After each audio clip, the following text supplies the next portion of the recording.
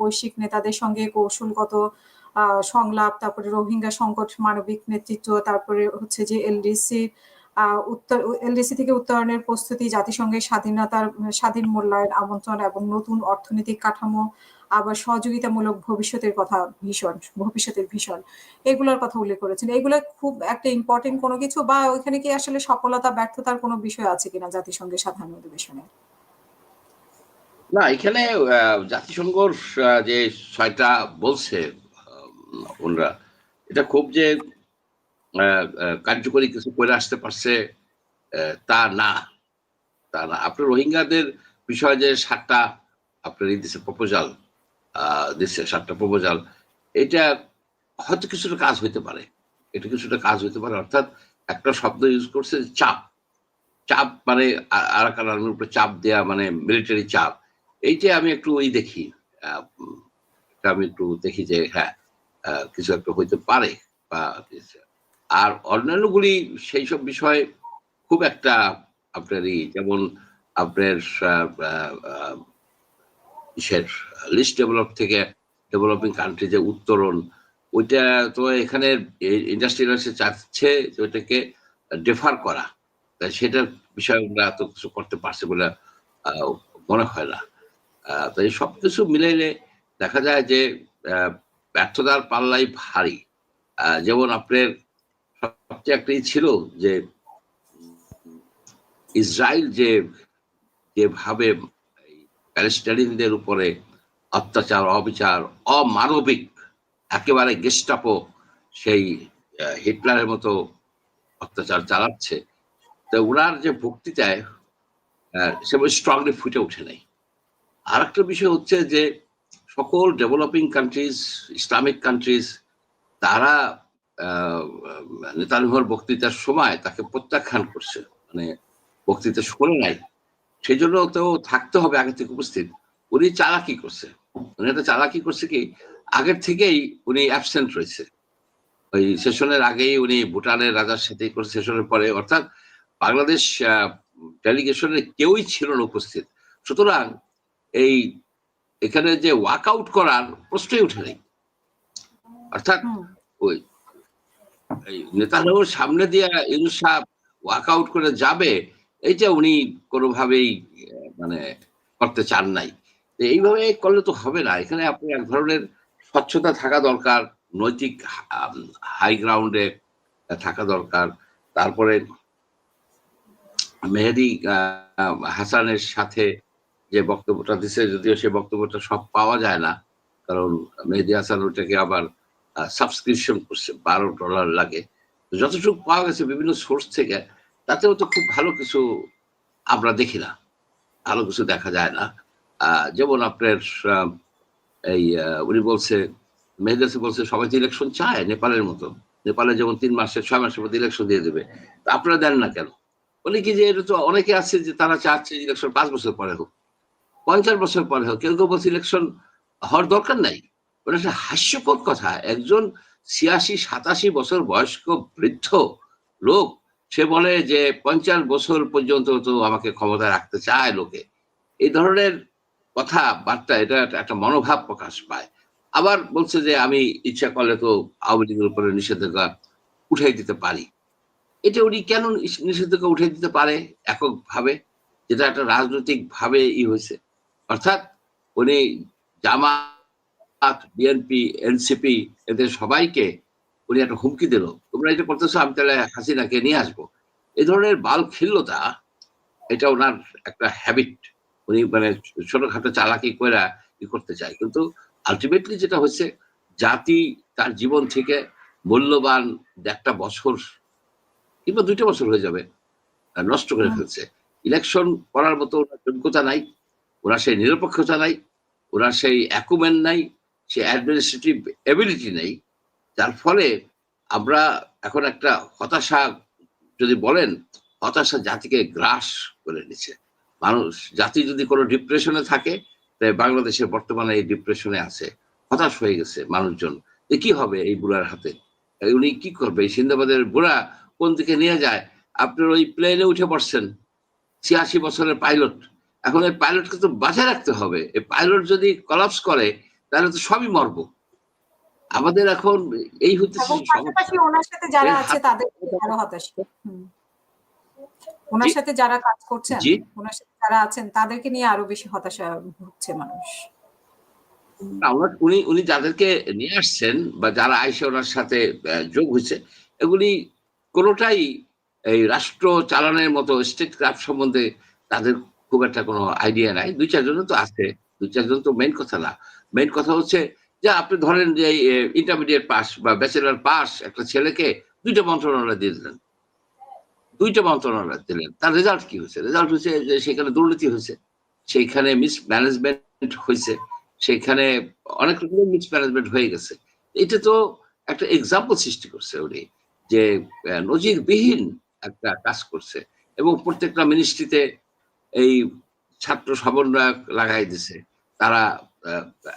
অর্থাৎ এই যে বিপ্লবটা, এই যে একটা আপরাইজিং এর যে উদ্দেশ্য নিয়ে একটা আপরাইজিং হয়েছিল, বৈষম্যহীন দুর্নীতিহীন একটা সমাজ প্রতিষ্ঠিত হবে, তার জন্য কিন্তু অনেক স্যাক্রিফাইস করছে। সেটাকে গলা টিপে এই ডক্টর মোহাম্মদ ইউনূস ধ্বংস করছে, মেরে ফেলেছে। এখন যা আছে ডেড বডি। এই ডেড বডি আপনার দুর্গন্ধ ছড়াচ্ছে সব দিকে। এটার জন্য দায়ী কারা? দায়ী হতেছে সেই নাবালক লোকজন, যারা মনে করছে নোবেল প্রাইজ পাইলে মনে হয় সবকিছু হয়ে যায়। নোবেল প্রাইজ পাইলে তো পাশের পাশের রাষ্ট্রে তো জেলের মধ্যে আছে। নোবেল প্রাইজ পাইলেই লোক মহৎ হয় না। যে আংশু সুচি, সে ইন্টারন্যাশনাল কোর্ট অফ জাস্টিসে যাইয়া সেখানে কি করলো? এই রোহিঙ্গাদের উপর যে অত্যাচার সেটাকে জাস্টিফাই করতে গেছে। একটা মহিলা, সে নোবেল প্রাইজ পাইছে এবং সে মানবিক লোক হিসেবে তাকে সবাই সম্মান করছে। সেই মহিলা যে বলছে যে ঠিকই আছে, একটা রেসিস্ট মহিলা, তাকে নোবেল প্রাইজ দেওয়া হচ্ছে। এখন জেলে আছে, জেলেই সে হয়তো মারা যাবে, তাতে আমরা কেউ, এই পৃথিবী কেউই শোক প্রকাশ করবে না, কেউই শোক প্রকাশ করবে না। ঠিক তেমনি ডক্টর ইউনূস যে কাজগুলি করতেছে, এই যে জিল্লুর রহমান, তৃতীয় মাত্রার জিল্লুর রহমান, তার একটা ইসে দেখলাম যে সে ২৬টা দুর্নীতি অনিয়মের সাথে ডক্টর ইউনূসের সম্পৃক্ততা পাইছে। ২৬টা, এই ১৩ মাসে। Think about it. এবং বড় বড় আপনার পোর্ট, আপনি পোর্ট দিয়ে দিচ্ছেন। কেন আপনি পোর্ট দিয়ে দিচ্ছেন? আপনাকে কি কেউ বলছে? আপনাকে কি কেউ বলছে যে পোর্ট দেওয়ার জন্য? আন্দোলনের সময় পোর্ট নিয়ে কোনো কথা উঠছে? এই যখন জুলাই আগস্টের আন্দোলনের সময় চিটাগাং পোর্ট নিয়ে কথা উঠছে? উঠে নাই। পোর্ট কি একেবারে অচল? পোর্ট তো ১১৩% ক্যাপাসিটিতে চলে। সেটাকে উনি কি 30 ইয়ার্সের জন্য ওনার পছন্দের একটা কোম্পানিকে দিয়ে দিচ্ছে, টেন্ডারও করে নাই। মানে কমপ্লিট ডিসরিগার্ড, কমপ্লিট ডিসরিগার্ড। আপনি 15 বছরের জন্য জ্বালানি কিনবেন, আপনি 6 মাস পরে ইলেকশন, 5 মাস পরে, তারা করুক, তারা জনগণের প্রতিনিধি হয়ে আসবে। তা আপনি সেখানে 15 বছর পর্যন্ত রাষ্ট্রীয় চুক্তি থেকে তো বাইরে হয়ে আসা যায় না।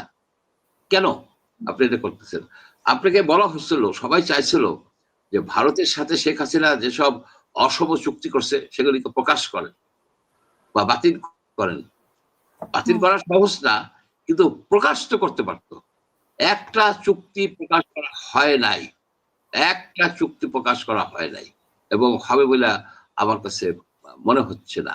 আপনার দেখেন যে এই যে বাংলাদেশ ব্যাংকের টাকা চুরি হয়ে গেছে, রিজার্ভ চুরি হয়ে গেছে, রিপোর্ট আছে না সিআইডি, যেটা ইব্রাহিম খালেদ সাহেব অনেক চেষ্টা করছে, ইব্রাহিম খালেদ সাহেবের নেতৃত্বে হয়েছে, কিন্তু বেঁচে নাই। একটা কারেজিয়াস ব্যক্তি ছিলেন। সেই রিপোর্ট কি প্রকাশ করছে? প্রকাশ করে নাই। কেন প্রকাশ করে নাই?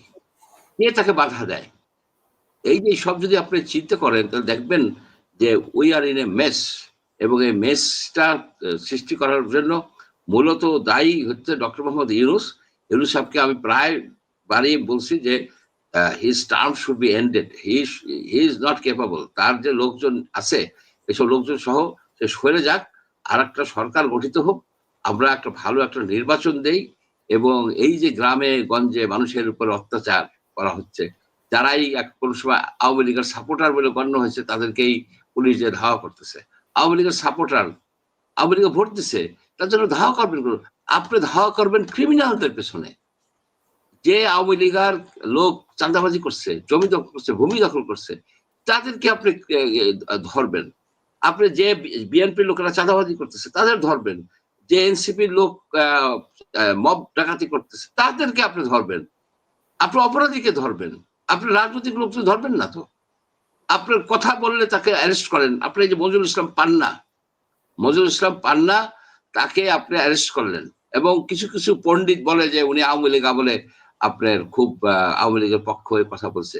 আমার মনে আছে, আমার যখন জাতীয় নদী রক্ষা কমিশন থেকে আমাকে টার্মিনেট করে দিল, সেই সময় 2 বছর আগে মজুরুল ইসলাম পান্না যে কঠিন ভাবে সরকারের সমালোচনা করছে, সব জিনিসটা তুলে ধরছে, সেই ভিডিওটা আনফর্চুনেটলি আমি এতদিন দেখি নাই বা দেখতে পারি নাই।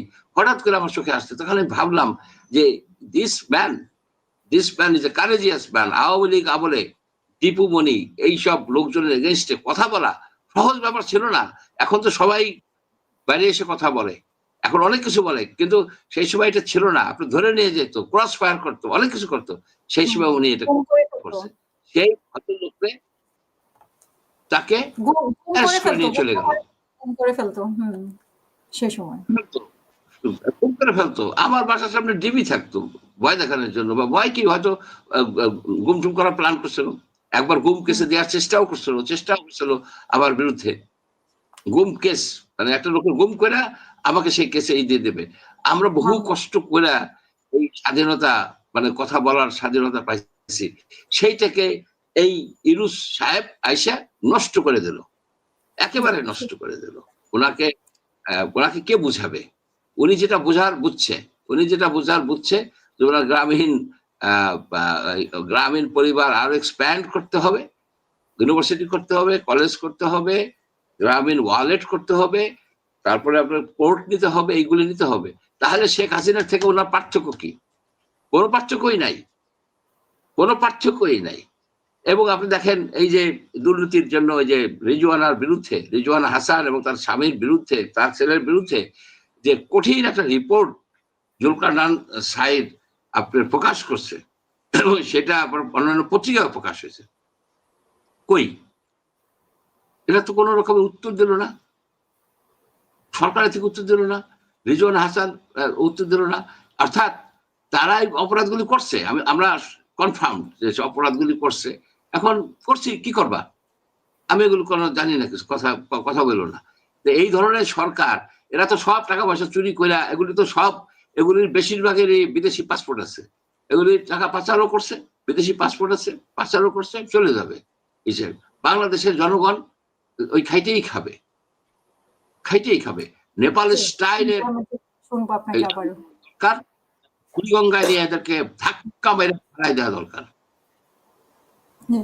অসংখ্য ধন্যবাদ। আমি ব্যারিস্টার সারোয়ার হোসেন, আপনার কাছে অন্যান্য বিষয়ে বলবেন, জাতিসংঘের বিষয়ে। পাশে আমি একটু যুক্ত করতে চাই আরেকটি প্রশ্ন, যে পার্বত্য চট্টগ্রাম নিয়ে যেটা বলেছিল স্বরাষ্ট্র উপদেষ্টা, যে ভারত এবং আওয়ামী লীগকে দায়ী করেছিল, কিন্তু গতকালকে ভারতের পররাষ্ট্র মন্ত্রণালয়ের মুখপাত্র যেটা বলেছেন যে ওনারা আইন শৃঙ্খলা নিয়ন্ত্রণ করতে পারে না, কিন্তু সেটা অন্যদের ঘাড়ের উপর দিয়ে চাপিয়ে দেয়। আপনার কাছে শুনতে চাই যে আসলে মানে ভারতের উপর দোষ চাপানো বা ভারত যে পাল্টা জবাব দিয়েছে সেটার ব্যাপারে আপনার মতামত। ধন্যবাদ আপনাকে, ধন্যবাদ আমার প্রিয় মানুষ সহ-আলোচক ডক্টর মঞ্জুর এবং সুপ্রিয় দর্শক যারা শুনছেন। দেখুন, ইন্ডিয়া যে ভাষণটা দিয়েছে সেই ভাষণটা অগ্রহণযোগ্য এই কারণে যে একটু ব্যাকগ্রাউন্ড টানতে হয়। সেই ব্যাকগ্রাউন্ডটা হলো যে আপনি যদি জামাতের দেখেন ব্যাকগ্রাউন্ড, এবং পার্বত্য চট্টগ্রামে যে শান্তি বাহিনী চাকমা, তাদের ব্যাকগ্রাউন্ডের সাথে মিলে যায়। কিভাবে মিলে যায়? যে জামাত, আমি একটা ডকুমেন্টারি দেখলাম, তারা পাকিস্তান সৃষ্টির বিপক্ষে ছিল, আবার বাংলাদেশ সৃষ্টিরও বিপক্ষে ছিল। একইভাবে চাকমারা এই পাকিস্তান সৃষ্টির বিপক্ষে ছিল এবং বাংলাদেশ সৃষ্টির বিপক্ষে ছিল। 1972 সালেও রাঙামাটিতে নাকি ইন্ডিয়ান ফ্ল্যাগ উত্তোলন হয়েছে। তো সেখানে জানেন যে এক চাকমা রাজা, সে কিন্তু পাকিস্তানে আবাস গড়েছে এবং পাকিস্তানের রাষ্ট্রদূত ছিল। সো এরা এই যে বাংলাদেশ যে সার্বভৌমত্ব, অখণ্ডতা, এইটার সাথে যখনই সুযোগ পায় তখনই যে ষড়যন্ত্র করে, এটা একেবারে প্রতিষ্ঠিত সত্য। এখন ওখান থেকে আপনি একদম একদম এই প্রেজেন্ট টাইমে আসেন যে শান্তি চুক্তি হলো, সেই শান্তি চুক্তি কার সাথে হলো? একটা রাষ্ট্র এবং একটা এন্টিটির সাথে। রাষ্ট্র তো একটা গ্রুপের সাথে শান্তি চুক্তি করতে পারে না, তো বড় একটা চ্যাম্পিয়নশিপ করছে, একটা শান্তি চুক্তি করেছে। আচ্ছা, সেই শান্তি চুক্তি কার সাথে করলো? শান্তি বাহিনী। শান্তি বাহিনীর অস্ত্র এবং প্রশিক্ষণ কে দিয়েছে? এটা তো ইন্ডিয়া দিয়েছে। এটা কে না জানে? সো সেই যে শান্তি চুক্তি হলো, সেখানে কি সব অস্ত্র কি সেখানে জমা দিয়েছে? যদি সব অস্ত্র জমা দেয়, তাহলে ইউপিডিএফ সৃষ্টি হলো কোত্থেকে?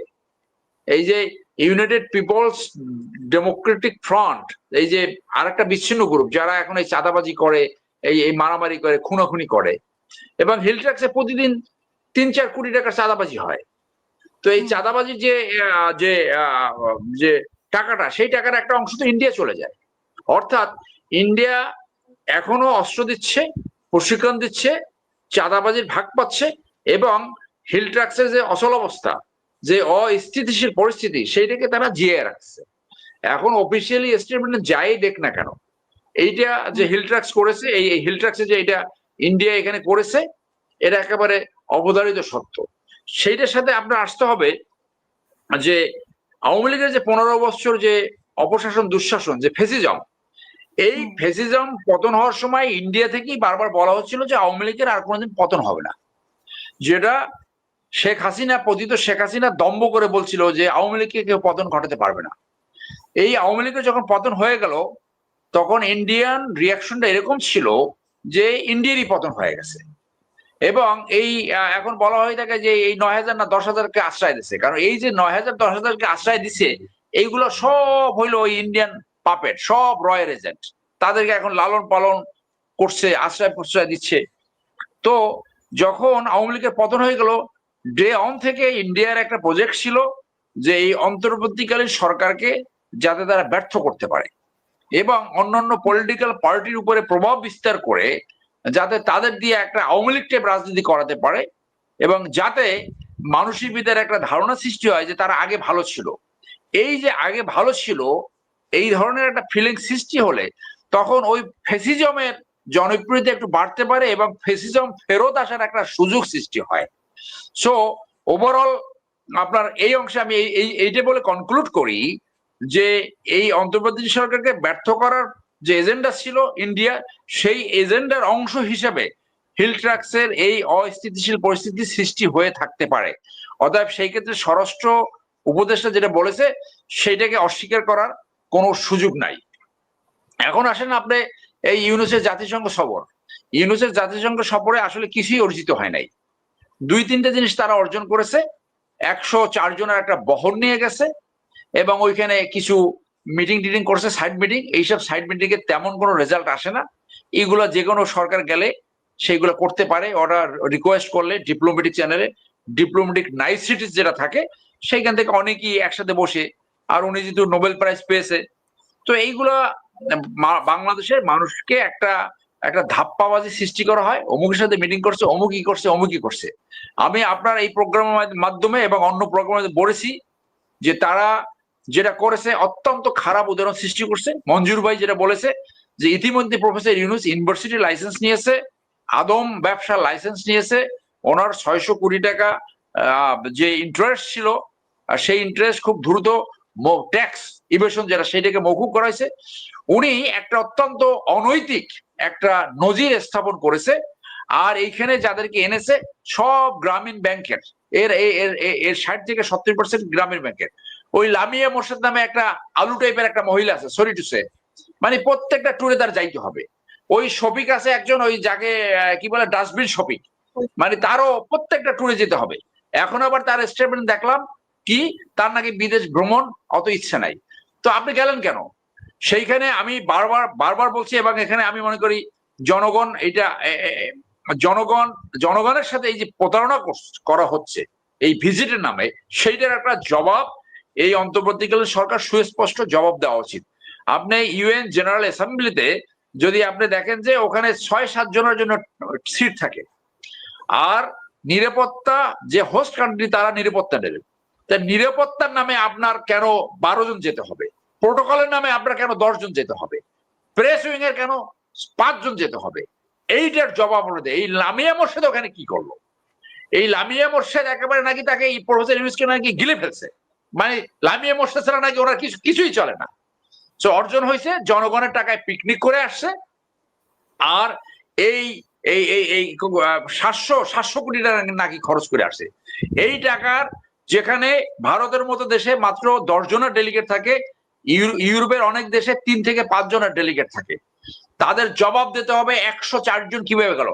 আর এই শফিক, এই যে ডাস্টবিন শফিক, সে এইটা নিয়ে আবার মিথ্যা কথা বলছে। যারা নিরাপত্তা টিমে ছিল তাদের বাদ দিয়ে বললো কি 68 জন গেছে, মানে চালাকির জায়গা পায় না। মানে যারা নিরাপত্তা টিমে তারা কি জনগণের টাকায় যায় নাই? সো এই যে একটা নিম্নগামিতা, এই যে একটা ভোগবাদিতা, এই যে জনগণের সাথে প্রতারণা, এই যে জনগণের টাকা একটা ফুর্তি, এইটা মানুষ গ্রহণ করে না। অনেকবার আমি এই উদাহরণটা বলেছি, জ্যোতি বসুর ছেলে বা ছেলে বউ একবার জার্মানিতে গিয়েছিল, জ্যোতি বসুর একটা সরকারি ট্যুরে। সেইখানে সমালোচনার মুখে জ্যোতি বসুর সেই ছেলে এবং পুতের বউয়ের যে খরচ, সেই খরচের টাকা জমা করে জমা স্লিপ পত্রিকায় ছাপাতে হয়েছে তার রাজনীতি বাঁচাতে হলো। এদেশের মানুষ তো আসলে অনেক সরল সোজা, সবাই মনে করে ও চুরি করছে, ডাকাতি করছে, সে নিজে একটু কখন করবে বা কিভাবে একটু মানে ফাও পেতে পারে, এইগুলো নিয়ে সবসময় ব্যস্ত থাকে একটা অংশ, যার জন্য এইসব জায়গায় প্রশ্ন দিল। আজকে এই এক ইস্যুতেই মন্ত্রিপরিষদ সাথে একমত, এই এক ইস্যুতে এই অন্তর্বর্তী সরকার পরিবর্তন হওয়া উচিত ছিল। ইউনূস সাহেব থাকুক একটা জায়গায়, বাকি অথর্ব যারা, তাদেরকে সরিয়ে নতুন করে একটা যারা সত্যিকারে হু ক্যান ডেলিভার এইরকম লোককে এখানে বসানো উচিত ছিল। তারপরে আপনি দেখেন 6 জন উপদেষ্টা কেন এই একটা ট্যুরে যেতে হবে? মানে ফাইজলামির আর কোনো জায়গা নাই। আর এই দিক থেকে আপনি জনগণের উপরে ট্যাক্স, ভ্যাট, বিদ্যুৎ বিল, পানি বিল, যা কিছু স্বৈরাচারী সরকার বাড়িয়ে গেছে, কোনোটাই আপনি এখন পর্যন্ত কমাতে পারেন নাই। সেই টাকার উপর আপনি দেখেন যে সব জায়গা সিন্ডিকেট। কাজে এই সমর্থন, এই ম্যান্ডেটের উপর ভিত্তি করে একটা নির্বাচন তো বাংলাদেশের জনগণ পেলই, একটা নির্বাচনই তো দেওয়ার কথা ছিল। তো ওই নির্বাচনটার উপর ভিত্তি করে তো ইউনূস সাহেব যে বলেন 50 বছর আরো ক্ষমতায় থাকা যায়, তাহলে সেই নির্বাচনটাকে তো ইউনূস সাহেবের 50 বছর থাকার ম্যান্ডেট হিসেবে দেখা যায়। আবার দেখেন সেনাপ্রধান ওয়াকার বলেছিলেন আপনাদেরকে নির্বাচন দেবেন, তারও নির্বাচন দিয়ে দেওয়া হয়। দেখেন জাতিসংঘ বলেছিল আপনাদেরকে নির্বাচন দেবেন, মানে আমাদেরকে বাংলাদেশের জনগণকে নির্বাচন দেবে, তাহলে দেখেন গোয়েন লুইসের জাতিসংঘেরও নির্বাচন দিয়ে দেওয়া হয়। এই পুরো বিষয়টাতে একমাত্র সমস্যা ছিল কে? বিএনপি।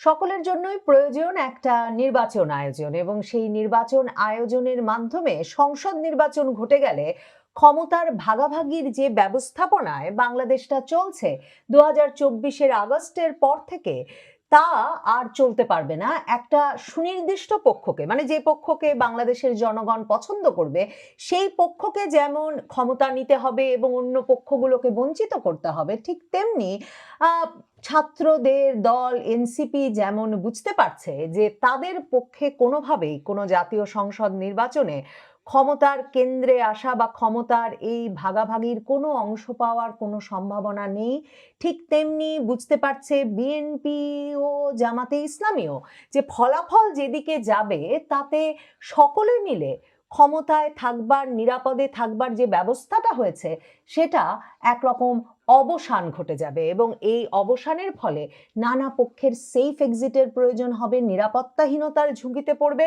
আর বিএনপি জামায়াত সহ রাজনৈতিক বিশ্লেষকেরা, পর্যবেক্ষকেরা, রাজনৈতিক নেতৃবৃন্দ বোঝেন, যদিও তারা যে কোনো কিছুর বিনিময়ে আওয়ামী লীগকে বাদ দিয়ে নির্বাচন অনুষ্ঠান করতে চান, আগামী জাতীয় সংসদ নির্বাচনটি অনুষ্ঠান করতে চান, কিন্তু আওয়ামী লীগকে দূরে রেখে, আওয়ামী লীগকে নির্বাচনে অংশ দিতে না দিয়ে যে নির্বাচন অনুষ্ঠিত হবে, সেই নির্বাচনে নির্বাচিত সরকারের পক্ষে কখনো একটা টেকসই শাসন, টেকসই সরকার গড়ে তোলা সম্ভব হবে না।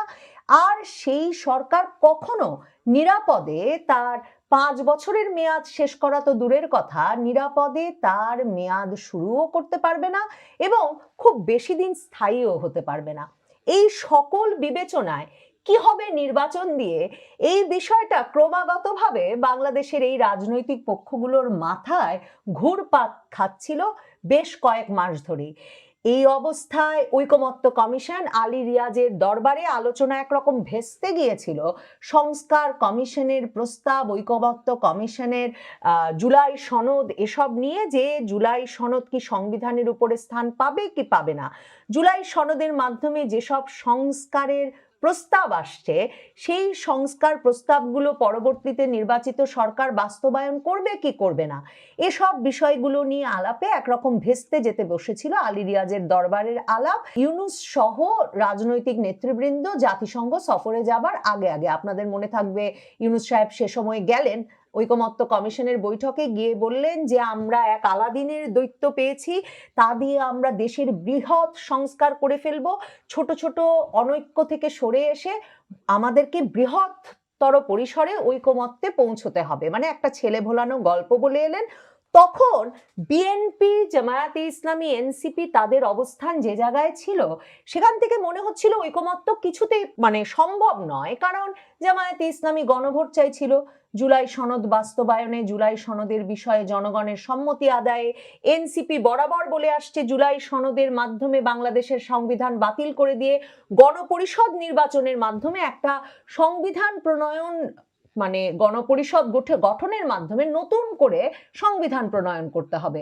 আর বিএনপি বলছিল জাতীয় নির্বাচনের আগে কোনো নির্বাচন হতে পারবে না, জাতীয় নির্বাচনে নির্বাচিত সরকার এসে সংস্কার কমিশনের এসব প্রস্তাব বাস্তবায়নে কাজ করবে।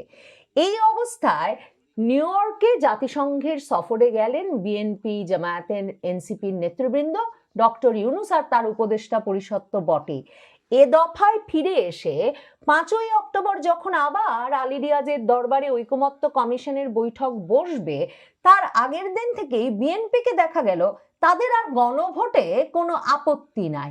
মানে প্রথম ঐকমত্য কমিশনে বিএনপির পক্ষে নিয়মিত যোগদানকারী স্থায়ী কমিটির সদস্য সালাউদ্দিন আহমেদ বললেন একটা গণভোট হতেই পারে জুলাই সনদের ওপর, এবং গণভোটটা হতে পারে নির্বাচনের দিনেই। এই যে জামায়াতে ইসলামী আর বিএনপি তাদের ভেতরে ঐকমত্য হয়ে গেল, মানে জামায়াতের সুরে বিএনপি কথা বলতে শুরু করলো, এ সুর কে শিখিয়ে দিল সে প্রশ্নের উত্তর খুঁজতে গেলে দেখবেন যে শনিবার রাত 8টার দিকে সেনাপ্রধানের বাড়িতে মির্জা ফখরুল ইসলাম আলমগীরকে ডেকে পাঠানো হয়েছিল এবং মির্জা ফখরুল ইসলাম আলমগীর সেনাপ্রধানের বাড়িতে গিয়ে তার সঙ্গে সাক্ষাৎ করে এসেছেন। সেনাপ্রধান সেনানিবাসের তরফে কিংবা বিএনপির তরফে আনুষ্ঠানিকভাবে এ বিষয়ে কিছু জানানো না হলেও আমার দেশ পত্রিকা তার সূত্র মতে একেবারে নিশ্চিত করে এই তথ্য দিচ্ছে যে সেনাপ্রধান আর মির্জা ফখরুলের মধ্যে বৈঠক হয়ে গেছে।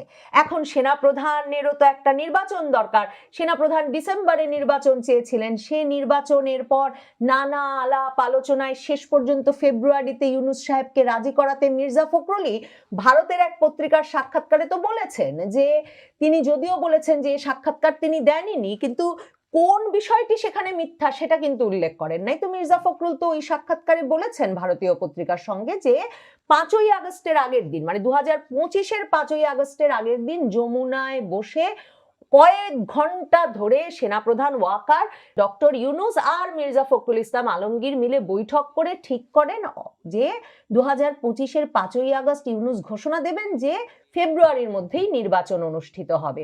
তো মানে বিএনপির যেমন একটা নির্বাচনের দাবি, তেমনি নির্বাচনের দাবি, নির্বাচন একটা করে নিজের সম্মান, ইজ্জত, দাবির সম্মানটুকু রক্ষা করা দরকার সেনাপ্রধান ওয়াকারুজ্জামানেরও। কারণ মনে করে দেখুন সেই শেখ হাসিনার পতনের দিন 2024 সালের 5ই আগস্ট কি বলেছিলেন যে একটা অন্তর্বর্তীকালীন সরকার গঠন করে দেবেন সেনাপ্রধান, এবং সেনাপ্রধান বললেন ওই অন্তর্বর্তীকালীন সরকার খুব দ্রুত একটা নির্বাচনের ব্যবস্থা করবে। 3 বাহিনী প্রধান রাষ্ট্রপতির পেছনে দাঁড়িয়ে জাতির উদ্দেশ্যে ভাষণে রাষ্ট্রপতিকে দিয়ে তো এই কথাই বলালেন। এখন সেই নির্বাচনটা কি করে অনুষ্ঠিত হবে, কবে হবে, এখন বোঝা যাচ্ছে সকলে মিলে ঠিক করে নিয়েছেন সবচেয়ে ভালো বুদ্ধি সেই নির্বাচনটা যদি একটা গণভোট হয়, এবং ডিসেম্বরে এই গণভোট বা হ্যাঁ না ভোট অনুষ্ঠিত হতে যাচ্ছে বলে এখন একটা ধারণা করা যায়। বিএনপি এখনো গাইগুই করছে, তারা বলছে বটে যে নির্বাচনের দিনেই তো হতে পারে গণভোটটাও, কিন্তু আবার জাতীয় নাগরিক পার্টি এনসিপিও বলছে, এনসিপির তো অবস্থা বোঝেনি, এখনো প্রতীকেরই ঠিক নাই, ডাকসু নির্বাচন সহ কোনো নির্বাচনে দুটো ভোট পেয়ে দেখাতে পারে নাই যে যাতে ভাববেন যে জাতীয় নির্বাচনে এনসিপির খুব বেশি কোনো আগ্রহ থাকার কোনো কারণ আছে। তো এই অবস্থায় এনসিপি আর বিএনপি বলছে নির্বাচনের দিন মানে ফেব্রুয়ারিতেও তো হতে পারে গণভোট।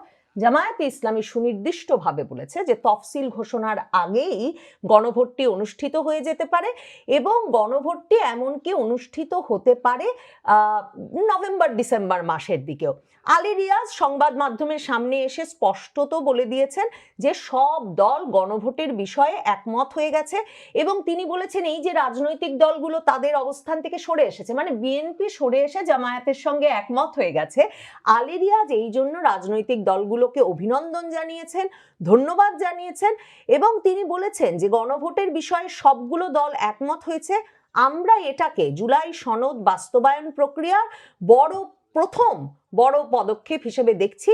জুলাই সনদ বাস্তবায়নের বিষয়ে উল্লেখযোগ্য অগ্রগতি হয়েছে, দলগুলোর মধ্যে ঐকমত্য প্রতিষ্ঠিত হয়েছে, এবং আলী রিয়াজ বলেছেন যে ফেব্রুয়ারির নির্বাচনের মাধ্যমে যে আইনসভা গঠিত হবে সেটাকে এমন বৈশিষ্ট্য দিতে হবে যাতে জুলাই সনদের ভিত্তিতে প্রস্তাবিত সাংবিধানিক সংশোধনগুলো সম্পন্ন করা যায়। এখন ফেব্রুয়ারি পর্যন্ত নির্বাচনের আগে এই গণভোটটি অনুষ্ঠিত হতে যাচ্ছে, এবং তিনি বলছেন যে রাজনৈতিক দলগুলোর সহনশীলতা ও অবস্থান পরিবর্তনের সাহসিকতার জন্য ধন্যবাদ তাকে জানাতেই হয়।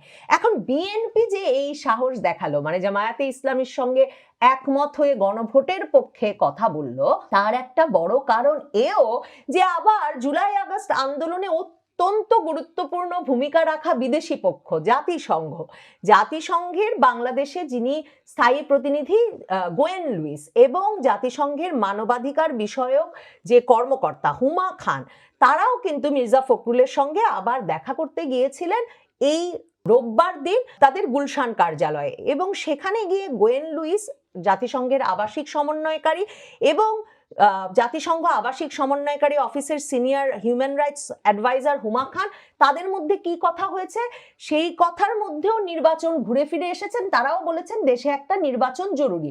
এখন সেই নির্বাচন তো গণভোটের মাধ্যমেই জনগণ তার মানে সম্মতি জানিয়ে দেবে যে সবগুলো রাজনৈতিক দলগুলো মিলে যে সংস্কারের কথা বলছে তাতে আমি একমত। কি অদ্ভুত একটা কনসেপ্টও ভাবুন যে এর আগে বাংলাদেশ গণভোট দেখেছে কি কি বিষয়ে, মানে গণভোটটা কি, গণভোট হচ্ছে হ্যাঁ ভোট না ভোট।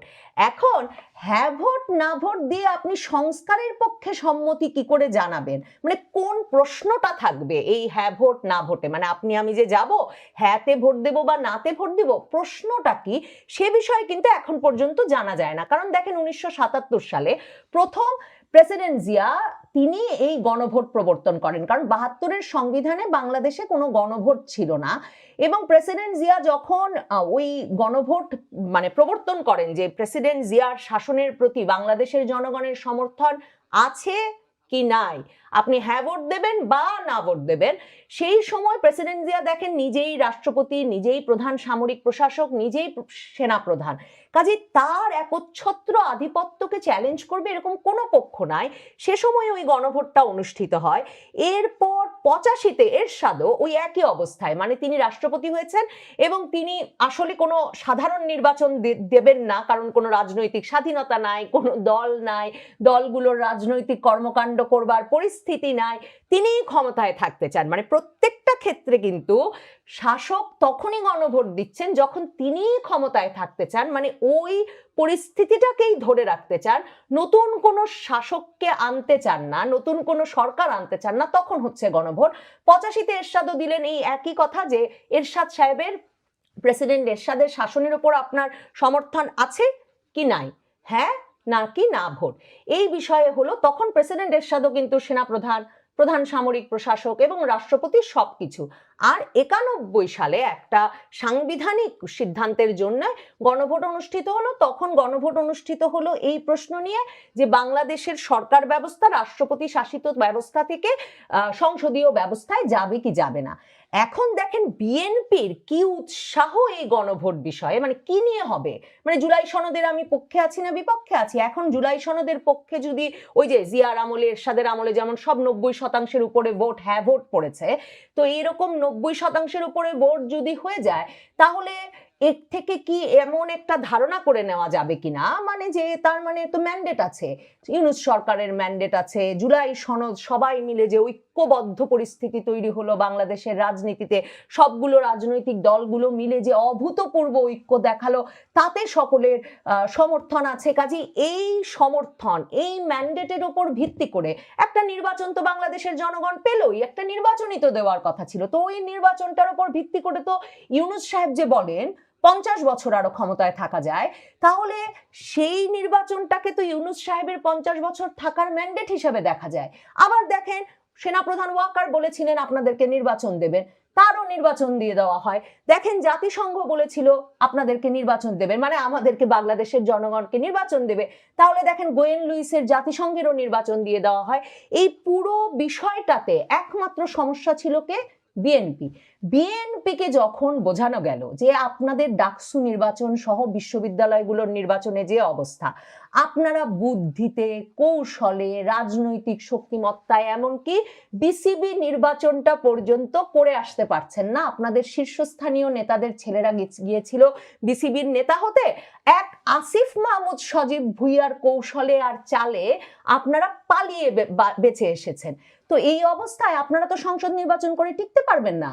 তার চেয়ে বরং যে অবস্থায় আছে, টেম্পো স্ট্যান্ড, বাস স্ট্যান্ড, বিভিন্ন উপাচার্য পদ, বিভিন্ন ডিসির পদ, সচিবালয়ের বিভিন্ন বড় বড় পদ, যেখানে যে পদ আপনারা পেয়েছেন, মাহফুজ আলম তো বলেছেনই পরিষ্কার, যেখানে যে পদ জামায়াতে ইসলামী পেয়েছে আর ছাত্ররা তো বসেই আছে বড় বড় জায়গায়, তাহলে চলুক না এই ব্যবস্থা। এই ব্যবস্থাটা তো চালু রাখা যায় এবং ঐকমত্যের একটা উদাহরণ প্রতিষ্ঠা করা যায় যদি শুধু বিএনপি গণভোটে রাজি হয়ে যায় আর সবাই মিলে উৎসব মুখর পরিবেশে। ডক্টর ইউনূস তো বলেছেন যে একটা উৎসবের মতো, মানে ঈদের আনন্দ নিয়ে বাংলাদেশে ভোট হবে। তো ঈদের আনন্দ নিয়ে যদি বাংলাদেশে একটা গণভোট হয়ে যায়, এবং দেখেন তার আগে তার মানে একটা গণভোট হলে পরে ওয়াকারুজ্জামানের জন্য সুবিধা কি, এখনো তো পুলিশ বাহিনী গঠিত হয়ে উঠতে পারে না, এখনো পুলিশ বাহিনীর ভয় কাটে নাই, সেনাবাহিনী যেখানে যাচ্ছে সেখানে ভুয়া ভুয়া ধ্বনিতে তাদের ধাওয়া দেওয়া হচ্ছে। গণভোট এমন একটা নির্বাচন যে সেই নির্বাচনে জনসংযোগ করার প্রয়োজন হবে না, মিছিল মিটিং সমাবেশ করার প্রয়োজন হবে না, রাজনৈতিক দলগুলো এ পক্ষ ও পক্ষ একসাথে মাঠে থাকবে না। কাজেই একটা ঈদের আনন্দে যে নির্বাচন উপহার দেওয়ার প্রতিজ্ঞা ইউনূস করেছেন, যে স্বপ্ন আপনাদের দেখিয়েছেন, সে স্বপ্ন তাহলে পূরণ হয়।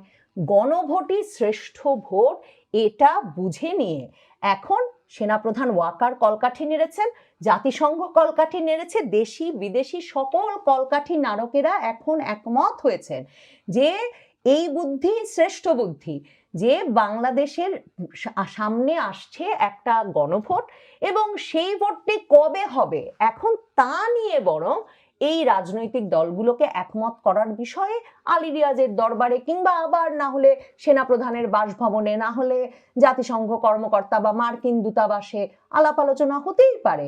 তবে নির্বাচন আসছে, সে নির্বাচন গণভোট, আপনি ভোট দেবেন হ্যাঁ বাক্সে অথবা না বাক্সে, আর জেনে ভোট দেবেন গণভোটে, মানে সরকারি ব্যবস্থাপনায় এই গণভোটে মানে না জয়যুক্ত হয় নাই, না জয়যুক্ত হয় নাই, না জয়যুক্ত হয় নাই, সব সময় হ্যাঁ জয়যুক্ত হয়েছে, হ্যাঁ জয়যুক্ত হয়েছে, হ্যাঁ জয়যুক্ত হয়েছে, এবং যে ক্ষমতায় বসে আছে তার ক্ষমতায় থাকার বিষয়টি আরো শক্তপোক্ত হয়েছে। কাজেই এই নির্বাচন আসছে, সম্ভবত জামায়াতে ইসলামী যেমনটা বলছে নভেম্বর ডিসেম্বরের মধ্যেই গণভোট অনুষ্ঠিত হয়েই যেতে পারে, কারণ গণভোট আয়োজনের জন্য আবার তেমন বিরাট আয়োজনের দরকার নাই। আর আগে থেকে এখন এই অন্তর্বর্তীকালীন সরকারের ভিতরেও সিন্ডিকেট, মানে কে যাবে? আপনি এইরকম দেশটা জনগণের উপরে এইরকম অত্যাচার করা হচ্ছে, এইরকম নির্যাতন করা হচ্ছে, আপনি লন্ডন থেকে বাংলাদেশে আসবেন, টিকিটের দাম আর বাংলাদেশ থেকে লন্ডনে যাবেন, টিকিটের দাম দেখবেন আলাদা, মিনিমাম 30,000 টাকা ডিফারেন্স হবে। আমি কয়েকটা টিকিট চেক করলাম। তো আমার কাছে যেহেতু আমি দুর্নীতি নিয়ে কাজ করি, অনেকে এসে আমাকে তথ্য দেয় যে বাংলাদেশ থেকে টিকিট কাটলে এই যে সিন্ডিকেট, এই প্রায় 30 থেকে 40% টিকিটের দাম বেশি। কোনো একটা সিন্ডিকেট তারা নিয়ন্ত্রণ করতে পারে নাই। তো তাদের সফলতা কোথায়? সফলতা হয়েছে ওখানে যে 5 স্টার হোটেলে খেয়েছে, ওই লাল পানি নীল পানি খেয়েছে, একটা মিটিং করছে, ছবি তুলছে, এইটা হলো তাদের সফলতা। যদি রোহিঙ্গা সমস্যা যদি সত্যিকার একটা সমাধান করতে পারতো, একটা সাবস্ট্যান্টিভ কিছু করতে পারতো, তাহলে কিছু একটা হতো। অতএব এই নির্লজ্জ সুবিধাবাদী ভোগবাদী এরা জনগণের উপরে প্রতারণা করছে। জনগণের যে আকাঙ্ক্ষা ছিল যে 1500 জীবনহানি হয়েছে, হাজার হাজার মানুষ পঙ্গু হয়ে গেছে, হাজার হাজার মানুষের চক্ষু নষ্ট হয়ে গেছে, সেইটার উপর একটা প্রতারণা করছে, একটা চালাকির আশ্রয় নিচ্ছে। ইউনূস সাহেবকে একটা জায়গায় রেখে আমি মনে করি ইমিডিয়েটলি এটা পুনর্গঠন করা উচিত, এবং এখনো যতটুকু সময় আছে ভালো কিছু করে যাওয়ার সুযোগ রয়েছে। কিন্তু ওই যে একটা কথা বলে না, ওল্ড হ্যাগার্ড, আসলে এই ওল্ড হ্যাগার্ড দিয়ে কিছু হয় না। কারণ উনি অভ্যুত্থানের লোক না, অভ্যুত্থানের কোনো অংশে উনি পার্টিসিপেট করে নাই। এই ফরাদ মাজারে এই কথাটা বলছে।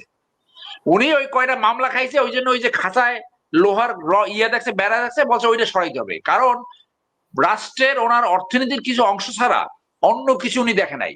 উনি সেনাবাহিনী হ্যান্ডেল করতে জানে না, সেনাবাহিনীর ইনার ডাইনামিক্স জানে না, উনি প্রশাসনের কিছু জানে না, উনি বিচারের কিছু জানে না, উনি সামান্য একটু ব্যাংকিং জানে আর দুইটা বক্তব্য দিতে পারে।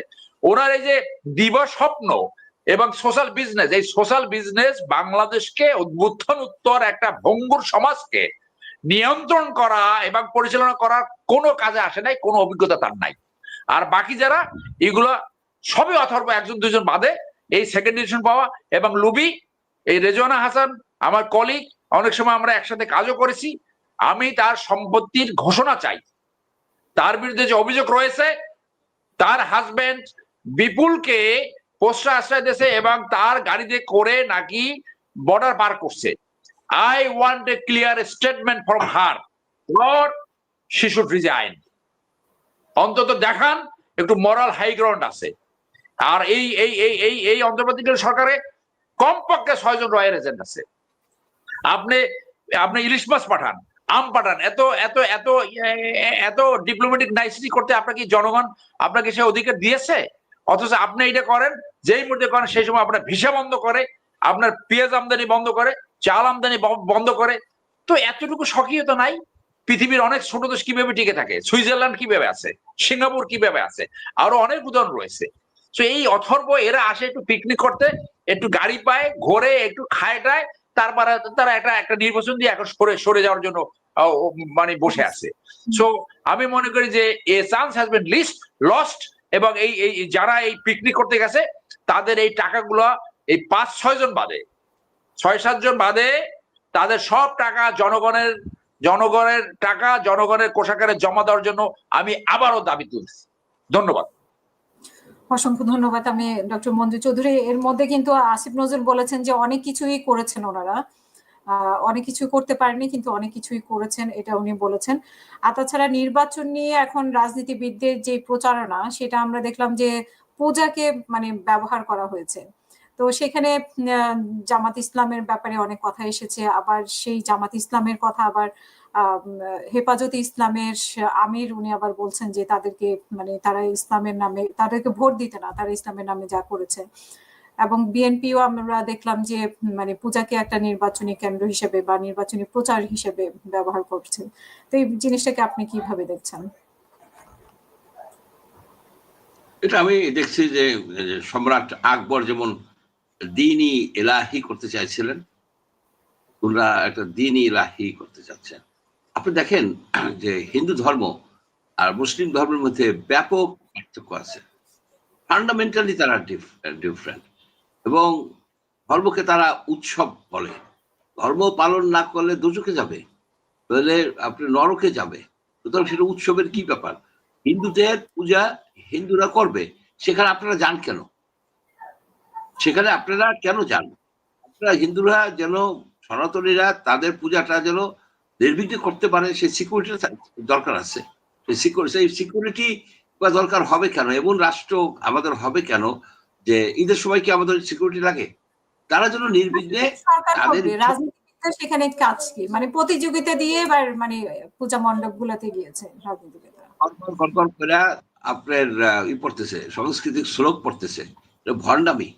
ওই দেখেন না, আর একজন সৎ ব্রাহ্মণের ছেলে প্যারিসে বৈশা আলহামদুলিল্লাহ এইসব নানাবিধ সুরা ঠুরা শিখায়। মানে বাংলাদেশে ভণ্ডতে ভরে গেছে। একজন মুসলমান, তার তো মূর্তি পূজা, এটা তো মূর্তি পূজা হচ্ছে। মূর্তি পূজার মধ্যে যায় এনকারেজ করার দরকার নাই, আবার ডিসকারেজ করার দরকার নাই, তার ওখানে যাওয়ার দরকার নাই। তারা এবং আমি আমি অনেক কিছু আলাপ করছি, হিন্দুরা যারা মানে সনাতন ধর্মাবলম্বী, তারা কিন্তু চায় না যে এইসব ছেলেরা বা এইসব মুসলমানরা সেখানে যায় জটলা করুক, তারপরে রাজনৈতিক বক্তব্য দেখ, তারা কিন্তু এটা চায় না। তাদেরকে পিসফুলি তাদের অনুসারে ধর্ম পালন করতে আপনি দিবেন, দ্যাটস ইট। এবং তাদের ভোটের, আপনি তো যাচ্ছেন ভোটের জন্য, অন্য কোনো কারণ তো না। আপনারা যে জামাতের লোকেরা যে আজকে যে সংস্কৃতি করতেছে, তাদেরকে তো জিজ্ঞেস করা উচিত। 71-এ একজন হিন্দু লোককে পাইলে তো আপনারা মেরে ফেলতেন। সেই জন্য তো কোনোদিন ক্ষমা প্রার্থনা করেন নাই। আর ক্ষমা প্রার্থনা করলেও যে এখন আপনাদের এই হিন্দু প্রেম, এটা হইতেছে সেই ইসের মতো, ওই শিয়ালের মুরগি প্রেমের মতো। এগুলির থেকে বরং কাজের কাজে যোগদান করেন, কাজের কাজ করেন। এটা হচ্ছে মূল কথা। এখানে আমাদের রাজনীতি পচে গেছে, ভণ্ডামিতে ভরে গেছে, দুর্নীতিতে ভরে গেছে। আপনার ভোট বেচা কেনার প্ল্যান করতেছে। আওয়ামী লীগের বাইরে রাখা হয়, তাহলে ভোটগুলি কিভাবে কেমনে কি করবে এইসব নিয়ে দিন রাত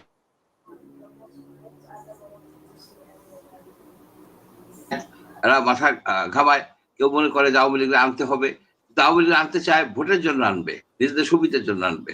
আবার যদি বাইরে রাখে তাহলে নিজেদের সুবিধার জন্য রাখবে। যে আওয়ামী লীগাররা, পার্টির যারা মানে বড় বড় পোস্টে ছিল, যে ব্যাপক দুর্নীতি করছে, যে অন্যায় করছে, সেই বিচারের তো কিছু নাই, সে বিচার কিন্তু করতেছে না। আপনি মফস্বলে যান, যেসব আওয়ামী লীগের এই নেতারা থানা লেভেলের, উপজেলা লেভেলের, আপনার ডিস্ট্রিক্ট লেভেলের যে সব অন্যায় অবিচার করছে, তার কয়টা কেস হয়েছে, কয়টা চার্জশিট হয়েছে, কয়টারে ধরছে? আসল বিচার তো করতেছে না। ট্রাইব্যুনাল করা দরকার। প্রত্যেকটা জেলাতে একটা করে ট্রাইব্যুনাল কইরা এইসব দুষ্কৃতিকারীদের হইরা জেলে ঢুকাই দেওয়া উচিত, 5 বছর 10 বছর যে কয় বছর, উইদাউট অ্যাপিল। আর তা না কইরা আপনার সকল আওয়ামী লীগার, একটা লোক আওয়ামী লীগে ভোট দিছে কিন্তু সে ভদ্রলোক, সে লুট করে নাই, তাকে আপনি কেন অ্যারেস্ট করবেন? কেন আপনি তাকে ধাওয়াবেন? আপনি তো মানবিক অধিকার আছে। এখানে হলো কি, অপরাধীকে আপনি ধরবেন। অপরাধী কারা? যারা চাঁদাবাজি করে, যারা লুট করে, যারা বাড়ি দখল করে, যারা খুন করে, সেটা আওয়ামী লীগও করে। এখন তো বিএনপি চাঁদাবাজি করে, আপনি ধরেন। আপনার এনসিপিরও এই যে সমন্বয়করা জায়গায় জায়গায় এইসব কথা ধরা পড়তেছে, ধরেন তাদেরকে। সেই সব কিছু নাই। এবং একই কথা 3-0 করবেন, সারা পৃথিবীর লোক এসে দেখবে। হ্যাঁ, সারা পৃথিবীর লোক এসে দেখবে যে Bangladesh has become a failed state. এই ইউনুসের আন্ডারে বাংলাদেশ একটা ফেইল্ড স্টেটে রূপান্তরিত হবে ইমিডিয়েটলি। এই যে আমি একটু ওই ব্যারিস্টার সাহেবের সাথে আমি একটু দ্বিমত করি কি, ওনাকে একটা জায়গায় রাখতে হবে কেন? ওনাকে একটা জায়গায় রাইখে সরকার রিঅর্গানাইজ করতে হবে কেন? তারপর কারো লোকের আস্থা নাই, আমার আস্থা নাই, আপনার আস্থা নাই, কারোর নাই। ওনাকে সরে যেতে হবে। He has to leave the government. He has to leave the government. He has to face the consequences. ওনাকে তো 50 বছর পর্যন্ত প্রায় রাখতে চায়। আচ্ছা দেখেন, বাংলাদেশেও এরকম বেকুব লোক আছে যে 86 বছর একটা লোককে 50 বছর ক্ষমতায় থাকার জন্য বলে। আবার উনি কেমন বেকুব লোক, উনি এই কথাটা আবার বিশ্ব মিডিয়াতে বলে যে কেউ তো চায় যে 50 ইয়ার্স থাকি। আরে ভাই, আপনার বয়স কত? আপনার বাঁচবেন কয় বছর? মানে একটা কমন সেন্সের কথা। মানুষের জীবন মৃত্যু নিয়ে তো কিছু বলা যায় না, তাই বলে তো এই কথা তো বলা যায় যে উনি 50 বছর পর্যন্ত বেঁচে থাকবেন না। তো এইসব বাহাত্তারি কথা, মারফতি কথা বইলা দেশটা ধ্বংস করে দিচ্ছে। আসল কাজের কাজ কিছুই হচ্ছে, আসল কাজের কাজ কিছুই হচ্ছে না। আসল অপরাধীদেরকে ধরা হচ্ছে না, অপরাধীদেরকে ধরা হচ্ছে না। আপনার এই যে টাকা পাচার করছে, যারা টাকা পাচার করছে, যারা বাইরে চলে গেছে, যাদেরকে আর ধরা যাবে না, তাদের নিয়ে তোল পার একেবারে ইসের মানে হইচই চালাচ্ছেন। দেশের মধ্যে যারা আছে, দেশের মধ্যে যারা শেখ হাসিনাকে সমর্থন করছে, তাকে মদত দিছে, সেই সব গ্রুপকে আপনি ধরছেন? আপনি সেই সব গ্রুপের সম্পত্তি আপনার কি সিজ করছেন? করেন না। আপনি বসুন্ধরার কি করছেন? বসুন্ধরা তো কয়েকদিন আগেও শেখ হাসিনাকে সাপোর্ট করছে, 5ই অগস্টের। আপনি বসুন্ধরা গ্রুপকে টাচ করছেন? আপনি করেন নাই। কেন করেন নাই? আপনি কেন করেন নাই? আপনার বাইরে চলে গেছে একজন দুজন সামান্য কিছু লোকজন, ওগুলি নিয়ে হইচই করতেছেন। অর্থাৎ জাতির সাথে একটা প্রতারণা করা হচ্ছে। অনেক লোক কথা আছে যে মানে এনসিপি কে সাহায্য করেছে, মানে এনসিপি কে অনুদান করেছে, তারপরে জামাত ইসলামকে অনুদান করেছে, এগুলো তো আমরা দেখতে পাচ্ছি মিডিয়াতে।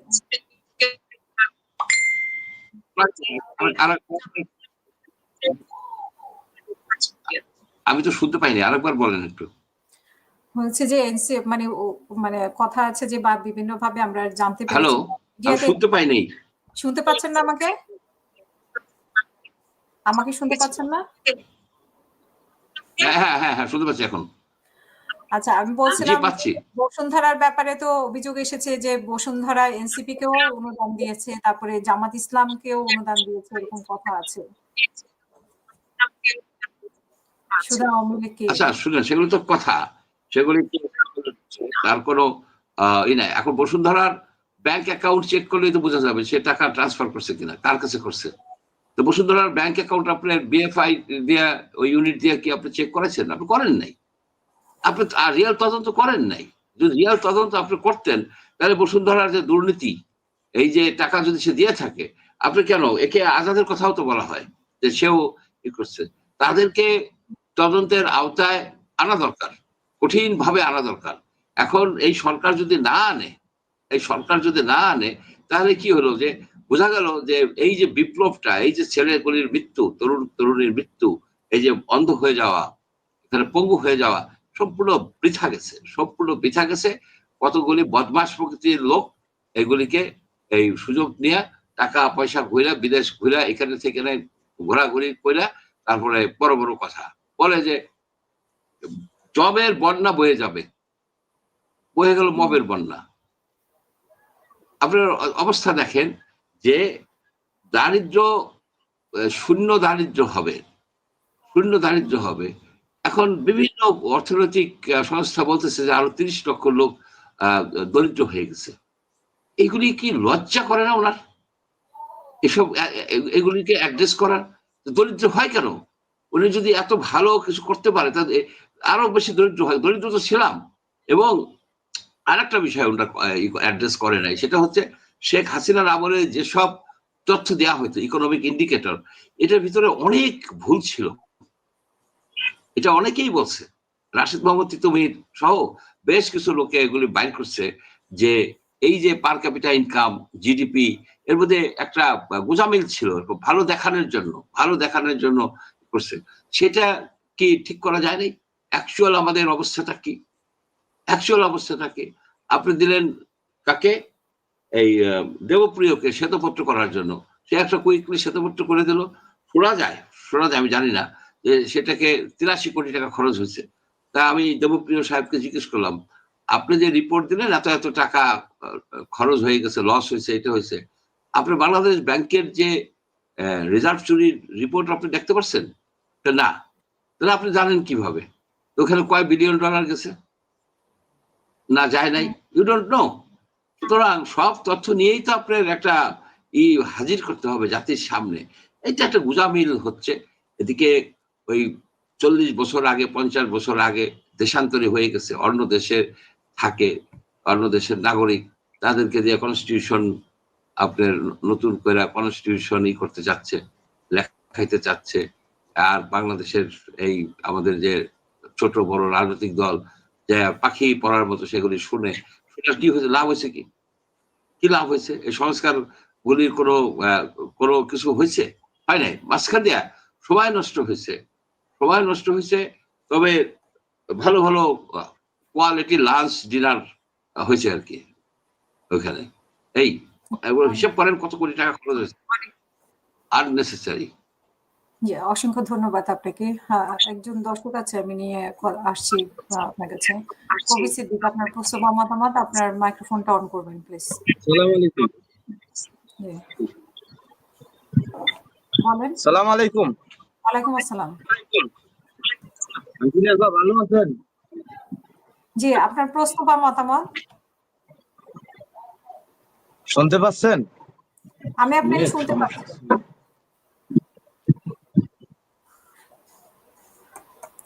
আচ্ছা, ওনার মনে ইন্টারনেটের সমস্যা। আমি বেস্ট সারোয়ার আপনার কাছেও সে একই প্রশ্নই, যে এই যে পূজা মণ্ডপে গিয়ে নেতাদের ভিড়, বিশেষ করে জামাতের ব্যাপারে অনেক অভিযোগ এসেছে। অ্যাডভোকেট শিশির মনির, উনি বলছেন যে পূজা এবং রোজা মুদ্রার এপিঠ ওপিঠ বা সমান, এরকম আরো অনেক মানে বলা হচ্ছে। তারপরে এছাড়াও দাঁড়িপাল্লায় ভোট দিলে বেহেস্ত পাওয়া যাবে। আজকে যদিও জামাত ইসলামের একজন থাকার কথা ছিল, উনি থাকে নাই, থাকলে ভালো হতো। তো এই জিনিসগুলোকে আপনি আসলে নতুন করে রাজনীতিতে কি দেখতে পান, যে এই পূজাকে কেন্দ্র করে রাজনীতিবিদরা যেভাবে ভিড় জমিয়েছে? তো এই বিষয়টা আপনার কাছে একটু শুনতে চাই, এবং পাশাপাশি আপনার কাছে নির্বাচন বানচালের জন্য অনেক ধরনের চেষ্টা চলছে, নাকি আসলেও সরকার নির্বাচন চাচ্ছে না? না, এটা হচ্ছে কি যে ইন্ডিয়াতে দেখবেন যে মুসলমান ভোটারদের টানার একটা প্রবণতা থাকে, এবং এই মুসলিম ভোটারদেরকে অনেকেই বলে যে এটা কংগ্রেসের মানে ভোট ব্যাংক। তো যার জন্য ওই মোদির হিন্দুত্ববাদী যে ধর্মকে রাজনীতির জন্য ব্যবহার করা, সেটা একেবারে চরম আকার ধারণ করছে। তো বাংলাদেশে ঠিক উল্টোটা হয়। বাংলাদেশে যে হিন্দুদের ভোট আছে, এটাকে সবাই ভাবতো যে এটা আওয়ামী লীগের ভোট ব্যাংক। তো এখন এইটাকে ভাগ বসাবার জন্য এবার সবচেয়ে বেশি সেন্সিটাইজ করা হয়েছে, মানে পূজা মণ্ডপে যাওয়া যেন নির্বাচনে জেতার মানে একটা বড় উপায় হিসেবে আবির্ভূত হয়েছে। একদিকে হলো রাষ্ট্রীয় নিরাপত্তার ব্যবস্থাপনা, এবং এটাকে এমন হাইপ তোলা হয়েছে যে মনে হয় যেন কোথাও থেকে আক্রমণ টাক্রমণ হইতে পারে ষড়যন্ত্র। মানে কোনো কাজ নাই নিরাপত্তা, যাতে চুল সেরা একেবারে নিরাপত্তা হয়, 4 স্তর 5 স্তর এইগুলা করা হয়েছে। এইগুলা অনেকটাই ওভার প্লে করা হয়েছে। আর এই অন্তর্বর্তীকালীন সরকার বাই ক্যারেক্টার যেহেতু উইক, সেই জন্য তাদের এটা দেখাতে হয়েছে যে এই পূজায় যাতে কোন রকম গন্ডগোল না হয়, যেটা ইন্ডিয়ান যে র এটা করতে পারে। এই 5th কলামিস্ট যারা আছে তারা এই ধরনের ঘটনা ঘটাতে পারে, সেই জন্য এক্সট্রা কেয়ারফুল থাকতে হয়েছে। এখন জামাতের লোকজন এবার পুজো মণ্ডপ ভিজিট করেছে, সেইখানে যে তাদের সাথে মানে তাদের সাথে একাত্মতা ঘোষণা করেছে, এবং আমরা তো একটা স্লোগানই দেখলাম, পূজা রোজা এরকম কথা বলছে। তো এইগুলা জনগণ তাকে মূল্যায়ন করবে। পূজা রোজা একসাথে দেখার কোনো সুযোগ আছে কিনা। এই উপমহাদেশ ভাগ হয়েছে ধর্মের ভিত্তিতে, এবং সেই সময় যদি আপনার জিন্নার বক্তব্য, অন্যান্য নেতৃবৃন্দের বক্তব্য শোনেন, সেই সময় পরিস্থিতি এমন দাঁড়িয়েছিল যে হিন্দু আর মুসলিম এক দেশে থাকা সম্ভব নয়। সেই জন্য পৃথিবীর ইতিহাসে এই একমাত্র এই ভারত উপমহাদেশ ধর্মের ভিত্তিতে দ্বিজাতি থিওরি সেটাকে ইমপ্লিমেন্ট হয়েছে। সেখানে 2 দেশ থেকে 3 দেশ হয়েছে। মোদ্দা কথা হলো যে এই হিন্দু ভোটারদের আকর্ষণ করার জন্য যে যার মতো করে কৌশল অবলম্বন করছে। যেহেতু এখন আওয়ামী লীগ নাই, আওয়ামী লীগ নির্বাচন আসবে কি আসবে না সেটা সময় বলে দেবে। বিচারে কি হবে সেটা মানুষ দেখবে, বিচারে দল ব্যান্ড হয় কিনা সেটাও আমরা দেখবো। সো এই ফাঁকে এই ভোট ব্যাংকটাকে আকর্ষণ করার জন্য আর কি এই ধরনের স্লোগান এখন আসা শুরু হয়ে গেছে। তো আমি আবার ওই ইউনূস সরকারের কথা বলছি যে তাদের ব্যর্থতার মাত্রাটা দেখেন, যে এই মাত্রাটা এমন যে বাংলাদেশ এমন একটা অবাগা দেশ। ওই 1973 সালের তোফায়েল ক্যাডারের কথা মনে আছে না? ওখান থেকে কিন্তু এই রাজনৈতিক দুর্বৃত্তায়ন বড় আকারে শুরু হয়েছে। কি সেটা? তোফায়েল ক্যাডারটা ছিল যে শুধু আওয়ামী লীগ যারা করবে, ছাত্রলীগ যুবলীগ তারা চাকরি পাবে, যোগ্যতা মেধা অন্য কোনো পরীক্ষা এখানে বড় কথা না। এই তোফায়েল ক্যাডাররা এই যে 30-35 বছর প্রশাসনে ছিল, সব সময় উপরে এবং তলে তলে দলীয় স্বার্থ এবং ব্যক্তি স্বার্থ সমুন্নত রেখেছে। জাতীয় স্বার্থ এবং জনগণের স্বার্থ ধুলণ্ডিত করে পরবর্তীতে যে রাজনৈতিক সরকার আসছে সেই সরকারই তাদের এই ছাত্র ক্যাডার অথবা যুব সংগঠন তাদেরকে চাকরিতে ঢুকাইছে, আবারও ওই জনগণকে আপনার কি বলে ডিসক্রিমিনেট করে। তো সেইখানে এই সরকারের সামনে একটা সুযোগ আসছিল যে বাইনাও গত 13-14 মাসে মিনিমাম 50,000 থেকে 1 লক্ষ এমপ্লয়মেন্ট করা যেত। তাতে আমাদের যে এই যে অপরাধ প্রবণতা, মানুষ চাকরি পায় না বলে কিন্তু অপরাধ অনেক সময় বেড়ে যায়। বেকার সমস্যা 12%। তো এইটা কিন্তু আর্মিতে এমার্জেন্সি কমিশন আছে, 8 সপ্তাহ ট্রেনিং করে, 4 থেকে 8 সপ্তাহ ট্রেনিং করে তাদেরকে যুদ্ধে পাঠানো হয়। দেখেন 3-0 কথা বলে আর এত স্বপ্ন দেখায়, সামান্য এইটুকু ভীষণ তারা ব্যর্থ হয়েছে যে সরকার গঠন করার পরবর্তী মাস থেকে করা যেত। কারণ হলো যে আওয়ামী লীগ যাদেরকে চাকরি দিয়েছে গত 15 বছরে, সমস্ত আওয়ামী লীগের পরিবারের এই ক্যাডার এদেরকে চাকরি দিচ্ছে। তাহলে যারা রাজনীতিতে যুক্ত নাই, সত্যিকারের মেধাবী, তাদেরকে কিন্তু গত এই 1 বছরে 50,000 থেকে 1 লক্ষ লোককে যদি চাকরি দিত, তাহলে একটা জাতির একটা বড় কাজ হতো কি, যে এর পরবর্তী যে সরকার আসবে তারা কিন্তু আবার এসে ওই ছাত্র সংগঠন, ওই যুব সংগঠন নিয়ে কিন্তু টানবে।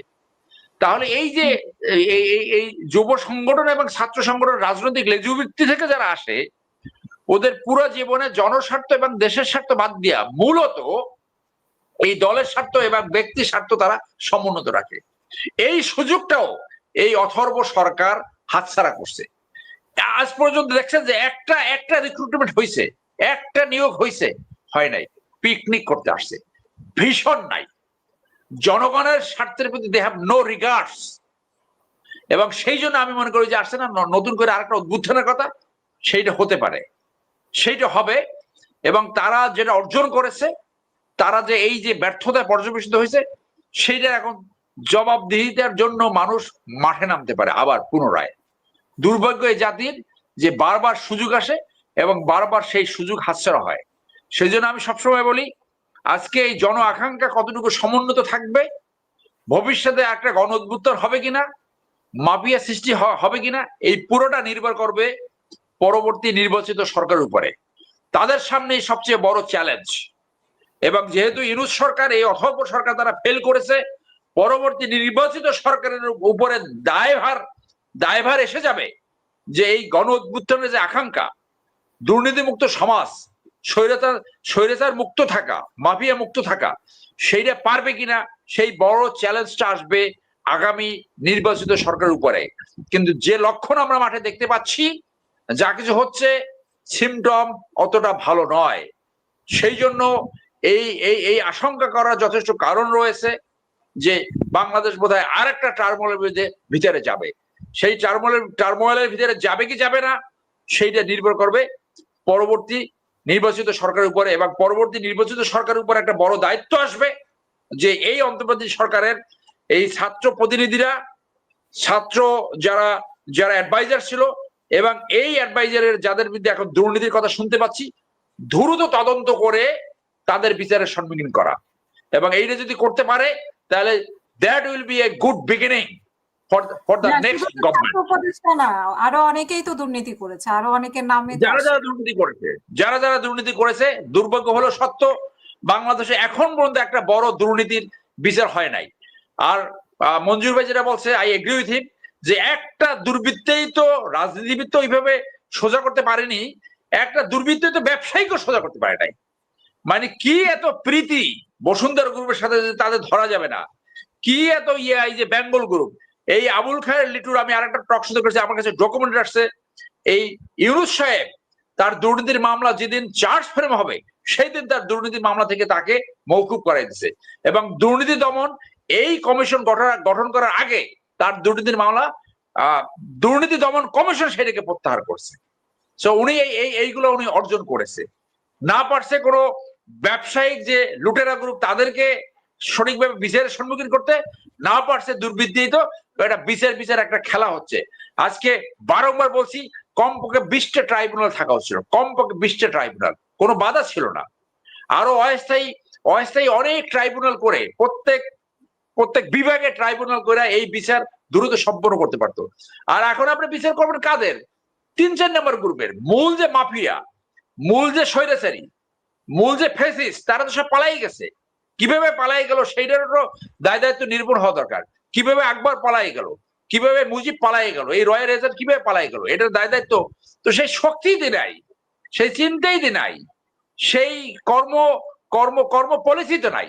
আর সে শুধু এই আরাম করতে আর আয়েশ করতে আর এই কিছু টাকা জড়াতে। সেই জন্য আমি মনে করি যে এখন যারা ইন্ডিপেন্ডেন্ট, যারা ভালো সাংবাদিক আছে, তাদের উচিত এইগুলা আরো প্রচার করা। এবং আমি আহ্বান জানাবো যে এই সজীব ভুইয়া নামে যে অ্যাডভাইজারটা আছে ছাত্র, ওর দুর্নীতির ডাটা যদি কেউ আমাকে দেয়, ওর বিরুদ্ধে আমি দুর্নীতি দমনে আবেদন করব। একজন সার্ভিং অ্যাডভাইজারের বিরুদ্ধে আবেদন করা যায় সেইটা আমরা দেখাতে চাচ্ছি। আমি আপনার প্রোগ্রামের মধ্যে আহ্বান জানাবো, তার এই দুর্নীতির ক্রেডিবল যদি কোনো ইনফরমেশন থাকে, প্লিজ ডু কাম, আমাদের কাছে আসেন। আমি আমার জায়গা থেকে, আমাদের চেম্বার থেকে আমরা এটার বিরুদ্ধে যতটুকু পারি আমরা করব। ধন্যবাদ। অসংখ্য ধন্যবাদ। আমরা ডক্টর মঞ্জুর, আমরা অনুষ্ঠানের শেষের দিকে একটা প্রশ্ন দিয়ে শেষ করতে চাই। আওয়ামী লীগ ফিরিয়ে আসতে পারে বা যে কোনো সময় সচল হতে পারে, এটা কি অন্যান্য দলকে একটা ভয় দেখানো, নাকি আসলে আওয়ামী লীগের বৈদেশিক চাপের কাছে নতি স্বীকার করা? আওয়ামী লীগ তো বিভিন্ন ভাবে দৌড়ঝাঁপ করছে, বিভিন্ন আন্তর্জাতিক মহলে দৌড়ঝাঁপ করছে, লবিং করছে, তো সেইখানে নতি স্বীকার করা নাকি অন্যান্য দলকে ভয় দেখানো? বেসিক্যালি এটা একটা কথা আছে বরিশালের দিকে, উপর চালাকি, মানে একটু এক্সট্রা চালাকি, একটু ভয় দেখানোর জন্য, একটু ভয় দেখানোর জন্য। আপনার কোনো ক্রেডিবল এভিডেন্স আছে যে ইন্ডিয়া কিংবা চায়না কিংবা রাশিয়া বা আমেরিকা আওয়ামী লীগের বর্তমান যে নেতৃত্ব তাদেরকে সাপোর্ট দিতেছে, তাদের সাথে তাদের কোনো মিটিং হয়েছে? এরকম কোনো ক্রেডিবল এভিডেন্স নাই। শেখ হাসিনা ওইখানে সে পার্টির উপরে কন্ট্রোল রাখতে পারছে, পার্টির উপরে কন্ট্রোল রাখতে পারছে, কিন্তু আওয়ামী লীগ এখানে আবার আসবে, আইসা ক্ষমতার অধিকারী হবে, এই ধারণা একেবারে সম্পূর্ণভাবে কল্পনা, সম্ভব না। কারণ জাতি চেঞ্জ হয়ে গেছে। আপনার জাতি হত্যা, মৃত্যু, খুন খারাপের মধ্য দিয়া এমন একটা জায়গায় পৌঁছে গেছে, সেইখানে শেখ হাসিনা আয়সা আরো খুন করতে পারবে না, আর লুটপাট করতে পারবে না, সেই চ্যাপ্টার ক্লোজ। সুতরাং সেইটাকে নিয়ে আমাদের আলোচনা না করে, তবে সেই সাথে সাথে আমি এটাও বলি যে একটা পলিটিক্যাল পার্টির অপবিত্র হবে সেটাও ঠিক না। এই আওয়ামী লীগের উচিত হবে যে বর্তমান যে নেতৃত্ব এই ঐতিহ্যবাহী পার্টিটাকে একেবারে সম্পূর্ণভাবে শেষ করে দিছে, এই নেতৃত্বটাকে সম্পূর্ণভাবে ডিস্ট্রিক্ট লেভেল থেকে, উপজেলা লেভেল থেকে, সেন্ট্রাল লেভেল থেকে সম্পূর্ণভাবে বিতাড়িত করে নতুন ভাবে আওয়ামী লীগকে গড়ে তোলা, যে আওয়ামী লীগ আপনার ফ্যাসিজমের দিকে আর না যায়। আর একটা জিনিস হলো যে পরিবারতান্ত্রিক, আপনার যে ফ্যাসিজমের একটা অন্যতম অনুষঙ্গ এলিমেন্ট হচ্ছে যে পরিবারতন্ত্র। আপনি দেখেন দক্ষিণ কোরিয়ার দিকে দেখেন, আপনি দেখেন ক্যাম্বোডিয়াতে দেখেন, আপনি সিরিয়াতে দেখেন, আপনি মিশরে দেখেন, সব জায়গায় কিন্তু এই পরিবারতন্ত্র ছিল এই একটা অনুষঙ্গ, একটা এলিমেন্ট আপনার এই ফ্যাসিজমের ডিক্টেটরশিপের জন্য এটা ছিল। আমাদের এইখানে এই এলিমেন্টটাকে বাদ দিতে হবে, অর্থাৎ পরিবারতন্ত্র না, যে বাপ প্রেসিডেন্ট ছিল, মা প্রধানমন্ত্রী ছিল, আমি অটোমেটিক্যালি প্রধানমন্ত্রী, বাপ নানা প্রেসিডেন্ট ছিল, মা প্রধানমন্ত্রী ছিল, আমিও প্রধানমন্ত্রী। এই ধরনের না করে রাজনৈতিক প্রজ্ঞার দ্বারা আসতে পারে, একটা পরিবারের থেকে 2-3 জন আসতে পারে। বুশ আসছে না, বুশ সিনিয়র, বুশ জুনিয়র আসছে, কিন্তু সেটা আসলে রাজনৈতিক প্রক্রিয়া, রাজনৈতিক প্রজ্ঞা, তার মাধ্যমে। কিন্তু বাংলাদেশে তো সেটা না। আপনি শুধু যে পরিবারতন্ত্র একেবারে উচ্চ লেভেলে তা তো না। আপনি দেখবেন, খোঁজ করেন, আপনার এলাকার এমপি মারা গেলে কি হয়? এমপি মারা গেল, তার ওয়াইফ, তার ছেলে যদি বড় না থাকে, তার ভাই, এই তারা ইলেকশনে দাঁড়ায় দেয়, অটোমেটিক্যালি দাঁড়ায় দেয়। মানে এমনকি চেয়ারম্যানশিপে ওইটা হয়েছে। অর্থাৎ একটা সারা দেশব্যাপী একটা পরিবারতান্ত্রিক ব্যবস্থা কিন্তু শেখ হাসিনা গড়ে তুলছে। এটা যে কতটা ক্ষতিকর পরিবারতন্ত্রের মূল জিনিসটা হচ্ছে মেধা না, যে আনুগত্য। আপনি তার প্রতি কতটা অনুগত, যত বেশি অনুগত হবে তাকে সেই দেবে। আপনি যদি ভালো কোনো কাজ করতে যান, আইন মেনে চলেন, ইউল বি কিকড আউট, কোনো নো মার্সি। তার প্রতি অনুগত থাকতে হবে, তাকে পূজা করতে হবে।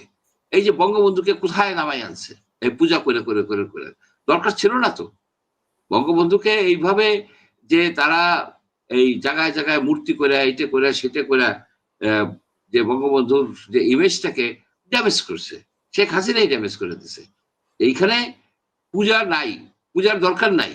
আমরা ভবিষ্যৎ, যেটা আমাদের যার ভবিষ্যৎ, সে ভবিষ্যৎটার দিকে আমরা তাকাই, যে ভবিষ্যতে এই যে ইয়াং জেনারেশন, অনেক লোক আমাদের দেশে, বহু মনে হয় 50%-এর বেশি লোক ইয়াং, তাদের কর্মসংস্থান করা, তাদেরকে আপনার এই ওয়ার্ক ফোর্সের মধ্যে ঢুকানো এবং তাদের সামনে একটা ভালো ভবিষ্যৎ তুলে ধরা।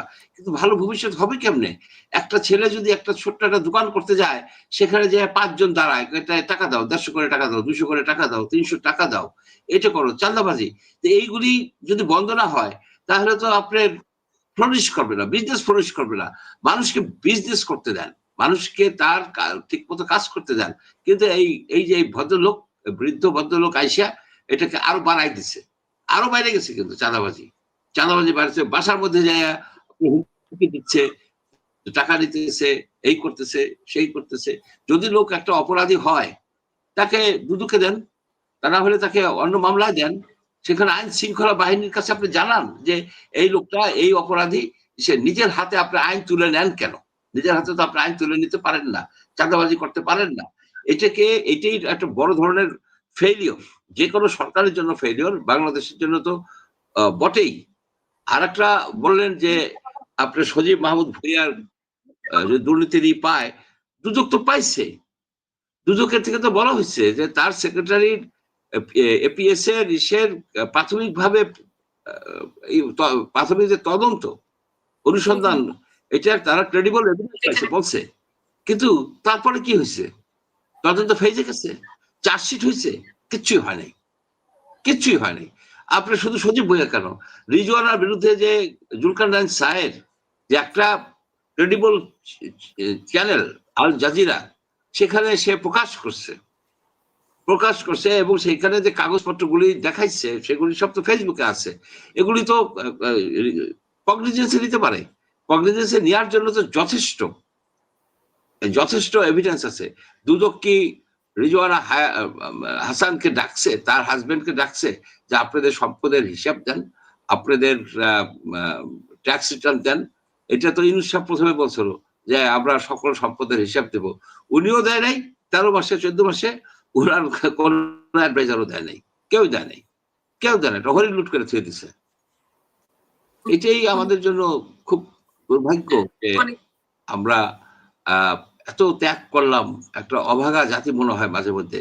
তারপরেও মনে হয় যে এই আবার জাতি জেগে উঠবে, ওই নেপাল স্টাইলের সকল দুর্নীতিবাজ, রাজনীতিবিদ, আপনার আমলা, যারা আছে, যারাই দুর্নীতিবাজ, তাদেরকে নেপাল স্টাইলে তাদেরকে ধরা হবে।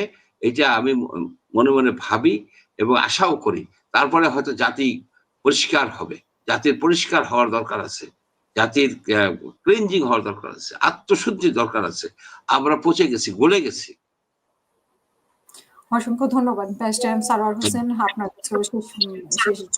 যেটা যে আওয়ামী লীগকে ছাড়া বা জাতীয় পার্টিকে ছাড়া সুষ্ঠু নির্বাচন হতে পারে না, গ্রহণযোগ্য নির্বাচন হবে না, এটা আপনি বিশ্বাস করেন কিনা? না, আমি মনে করি হতে পারে। তারা মনে করেন তাদেরকে ব্যান করলো না নির্বাচন থেকে, কিন্তু তারা নির্বাচনে কিন্তু মাঠে নামতে পারবে। মাঠে নামলে কি হবে? একটা বিচার পেন্ডিং আছে। পৃথিবীতে এই উদাহরণ আছে যে দল বিচারের মাধ্যমে ব্যান্ড হয়েছে, সেই ব্যান্ড কার্যকরী হবে কি হবে না সেটা সময় বলে দেয়। কারণ একটা খারাপ পলিটিক্স, একটা ফ্যাসিস্ট পলিটিক্স কে যদি আপনি নির্মূল করতে চান, সেটা করা সম্ভব শুধু ভালো পলিটিক্স দিয়ে। প্রতিহিংসা বা অ্যাডমিনিস্ট্রেটিভ অর্ডার, কোর্টের আদেশ দিয়ে এটা চিরস্থায়ী নাও হতে পারে। এটাকে পরিহার করা, এটাকে এটাকে নির্মূল করার একমাত্র উপায় হলো এখন ভালো পলিটিক্স করা, জনস্বার্থে পলিটিক্স করা, দুর্নীতিমুক্ত পলিটিক্স করা। তো এইগুলো না করে ওই অর্ডারটা, এইগুলো টেম্পোরারি মেজার্স। আমি আরেকটা জিনিস বলি যে এমন একটা প্রতিহিংসা পরায়ণ সমাজে রূপান্তরিত হয়েছে বাংলাদেশ, যে আওয়ামী লীগের সময় আমরা কি দেখলাম, যে পুলিশ ইচ্ছে করলেই মিথ্যা মামলা দিতে পারে, ইচ্ছে করলেই যে কাউকে অ্যারেস্ট করতে পারে, এবং ভিন্ন মত অবলম্বী অথবা যারা ক্ষমতাসীন রাজনীতির সাথে জড়িত নয়, তাদের কোনো নাগরিক সুযোগ সুবিধা নাই, কোনো সাংবিধানিক সুযোগ সুবিধা তাদের নাই। তাদের এই সমস্ত অধিকার যে কোনো সময় বাদ দেওয়া যায়, যে কোনো সময় রহিত করা যায়। তো এই গত 13 মাসে আমরা তো এটা কোনো পার্থক্য দেখলাম না। এই জিনিসটা আমি একাধিকবার বলেছি যে ভিন্ন মত অবলম্বন করলেই যে তাদেরকে এই হেনস্থা করা যায়, মিথ্যা মামলা ঢুকানো যায়, এই প্রবণতা তো একটুও কমে নাই, বরং আরো বেড়ে গেছে। যে এখনো যে পরিমাণ মিথ্যা মামলা হচ্ছে, শত শত সব মামলা, এবং এই মামলা বাণিজ্য কোনোভাবে থামছে না। তো এই যে মামলা বাণিজ্য থামছে না, এই ব্যর্থতা কার? এই ব্যর্থতা একদিকে যেমন পুলিশ প্রশাসনের, আরেকদিকে বিচারালয়ের। আমরা এখন পর্যন্ত কোনো রায় দেখি নাই, কোন বিচারকের এই টেম্পারামেন্ট দেখি নেই, এই অ্যাক্টিভিজম দেখি নাই যে মিথ্যা মামলা জানার পরেও তাকে জরিমানা করে নাই, তাকে জেল দেয় নাই, যার জন্য বাংলাদেশে মিথ্যা মামলা একটা হিরিকে পরিণত হয়েছে। এইরকম পৃথিবীর কোথাও আপনি পাবেন না যে এইরকম মিথ্যা মামলা, এইরকম মামলা বাণিজ্য। শুধু এই কথা তো এনাফ না যে আগে পুলিশ করতো, এখন পুলিশ করে না। আমরা তো ক্লিয়ারলি, আমাদের সাথে এভিডেন্স রয়েছে যে এখন পুলিশ প্রভাবিত হয়, অনেক সময় প্রভাবিত হয়ে মিথ্যা মামলায় নিরীহ মানুষকে জড়ানো হচ্ছে। আজকে আমি ফেসবুকে লিখেছি, আমার একজন ফেলো ব্যারিস্টার, আমি দেশের আইন আছে যে কোনো লোককে গ্রেপ্তার করলে লয়ার যায় কনসাল্ট করতে পারবে। গুলশান থানার ওসি একজন ব্যারিস্টার, ব্যারিস্টার, আমি গেলাম, আমাকে কি অনুমতি নাই। তো এই যে আইন করে, এই আইনগুলো তো তুচ্ছি আইন, তো পুলিশের ওসিরা করে। তো এইগুলো তো দেখভাল করার কেউ নাই। আজকে যদি কোর্ট এইটা ব্যবস্থা নেয়, যখন মিথ্যা মামলা হয়, মিথ্যা মামলা যে করে তাকে এমন পিউনিটিভ শাস্তি দিতে হবে যে তাকে অর্থনৈতিক দণ্ড দিতে হবে। সেই দণ্ড তার মিথ্যা মামলার জন্য যারা সাফার করছে তাদেরকে সেইখান থেকে কম্পেনসেট করতে হবে, না হলে তো মিথ্যা মামলা কোনোদিন পরিহার হবে না। সো এই যে আওয়ামী লীগের ফ্যাসিস্ট যে একটা অ্যাপ্রোচ ছিল, ফ্যাসিস্ট যে যে যে যে নিপীড়ন করে গেছে, সেই নিপীড়ন তো এতটুকু বন্ধ হয় নাই।